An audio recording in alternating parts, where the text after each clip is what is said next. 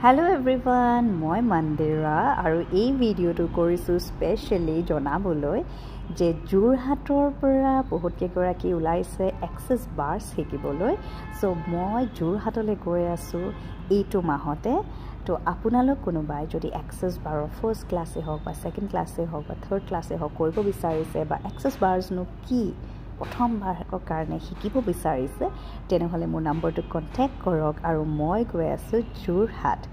একেলগে এই পৃথিৱীখনৰ লগত চিনাকি কৰাই দিবলৈ যে এক্সেস বাৰে আমাৰ লাইফটো কেনেকৈ চেঞ্জ কৰিব পাৰে তাৰ লগতে মই মোৰ নিজৰ সিক্ৰেটছ বিলাকো জনাম যে মই কেনেকৈ মেনিফেষ্ট কৰোঁ মই কেনেকৈ বস্তুবিলাক নিজৰ লাইফত মোৰ মেনিফেষ্ট হয় সেইবোৰো মই আপোনালোকৰ লগত শ্বেয়াৰ কৰিম